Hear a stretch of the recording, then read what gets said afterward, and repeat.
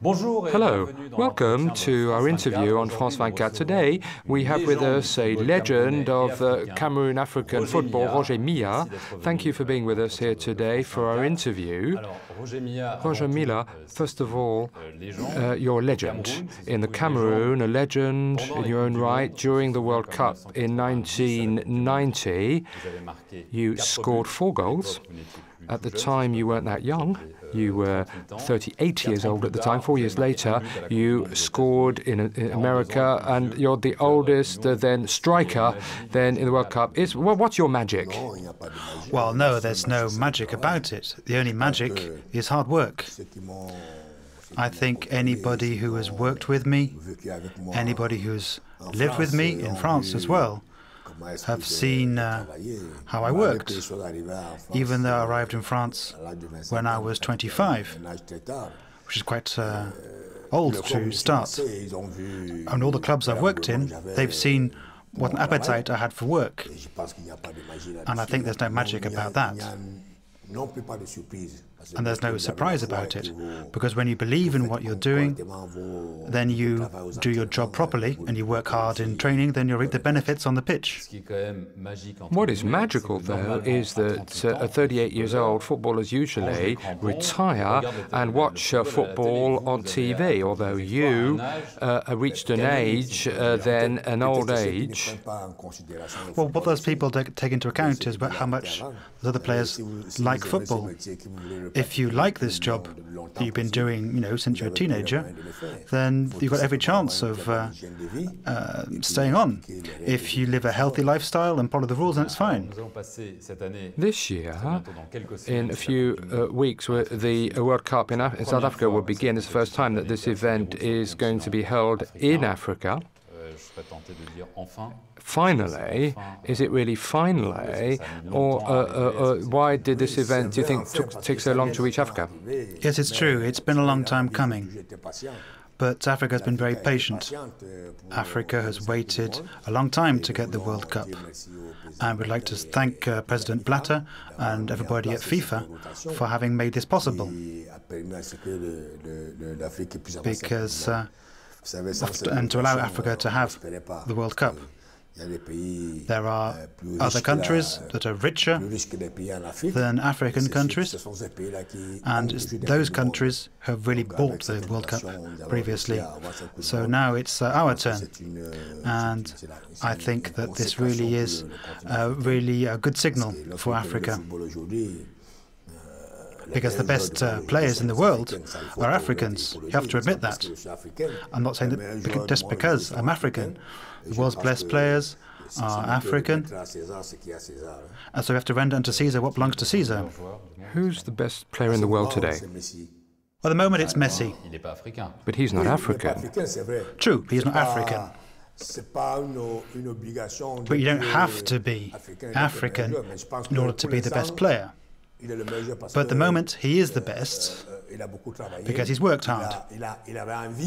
And he wanted to become the best player in the world and to do good stuff. And that's why he is the best player. But that doesn't mean that Drogba or some other guys who play for Barcelona or Madrid couldn't also be best player. Do you believe that it's important that South Africa then makes this event a success then in the rollout, in the atmosphere of this event? Is it on trial, so to speak? Yes, not just South Africa, but Africa as a whole. Because it's true that South Africa was chosen to host this World Cup, but it's, a real event for the whole of the African continent. It's not the first time that South Africa has organised a major event. There's been the Rugby World Cup, there's been cricket, there's been other events such like athletics. So as far as we're concerned, it's a chance for us to show the whole world what Africa can do, that we have the means to put on an event of this size. All Africans, whether they're in South Africa or in other countries, want to show the real picture of Africa, show Africa's good side.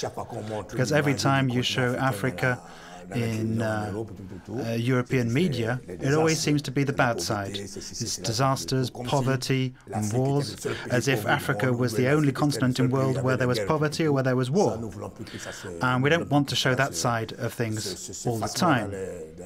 And that's why we really underline the fact that this World Cup needs to be hosted seriously and show what Africa can really do, to show the good side of Africa, to show that the continent really is making efforts for peace. That is the side that we want to show. Now, on the field, we've got different African teams, including the Fearless Lions from the Cameroon. How do you see their performance on the pitch? Well, I'll talk about the other teams first, because I think they've got more discipline in those other teams. I'm talking about Ghana, Nigeria, South Africa themselves, the Côte d'Ivoire. If you look at Cameroon, we've still got some things to sort out. What problems? Well, things which haven't been able to sort out by the current manager. Paul Le Guen? Yes, we have to say that. Paul Le Guen, I think, for me and for the whole Cameroonian people, it's been a disappointment, because when he came over, we thought that he could set things right and get us back to basics and discipline and the rules of the game, and have the best organisation and the best preparation. But unfortunately, that hasn't been the case. In the African Nations Cup? Yes, not just there, but also in the decisions that he's taken since then. We have the feeling that things need to be put right there. Are you pessimistic about Cameroon's chances? Well, I'm not pessimistic. I hope that he can turn things around before the World Cup starts and put the right team on the pitch. And I think it'd be better for himself. It's in his own interest. Because if he fails in Cameroon, he's not going to get a good job in Europe again. Do you think Cameroon will get past the first round? Well, I think so. But for that, Le Guen has to put the right team on the pitch. And as regards the matches themselves, I'm not really too worried about that. Because I know that my fellow Cameroonians, when the country is in danger, will rally round and will fight for the name of Cameroon. But Paul Le Guen needs to put the best players on the pitch. In his squad of 30, well, I wasn't really entirely in agreement with that list, because you can't leave out a player like Bedimo, who plays at Lens, who had a great season, and he had a good match in the warm-up against Morocco in Yaoundé. Or somebody like Nicolo Foulou, who is elected best player in the French second division. It's not right to leave him out. So that's why the Cameroon people are really a little bit pessimistic, because Paul Le Guen hasn't really doing the job that he came to do. Who's your favourite team for the World Cup? Your favourites? Well, the favourites, I think everybody's a favourite so far, aren't they? But obviously Brazil, Spain, Italy, Germany, the usual names that people bring out before the World Cup.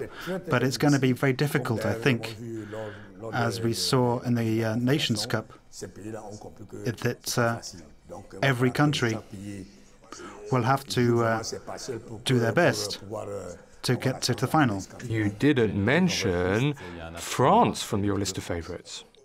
Well, no. Perhaps I forgot France, but I didn't put them in the list of favourites because there are problems there too. And it's the same situation really as Cameroon.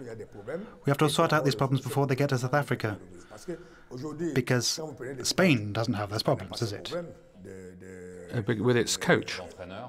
No, they don't. Neither does Brazil or Germany or Italy either. Whereas France does have problems, Cameroon has problems, and a team that has problems can't really be in the list of favourites. You have to really sort things out first.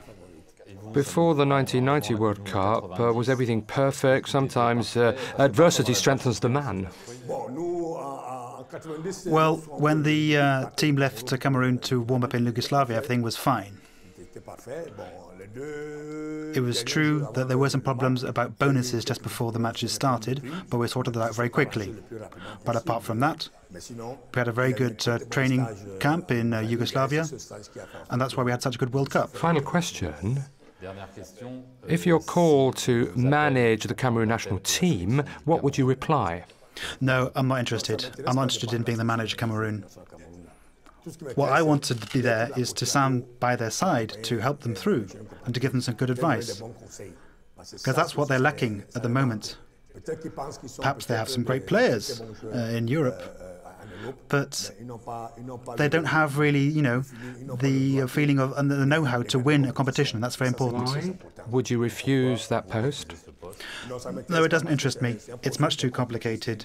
It's a difficult job. And to be honest with you, I can't really see myself with my experience in football, with all things I've done for football. I can't really see myself managing a side, because anybody goes to buy a ticket will come and insult the players, come and insult me, and that really isn't compatible with my life and my family life. So it might lead me to do things which, aren't compatible with the rest of my life. But I can give advice, I can bring along my know-how and my experience to all my compatriots. Thank you very much, Roger MILLA, for being our interviewee here at France 24, and thank you for watching. Thank you, and enjoy your stay in Cameroon. Merci.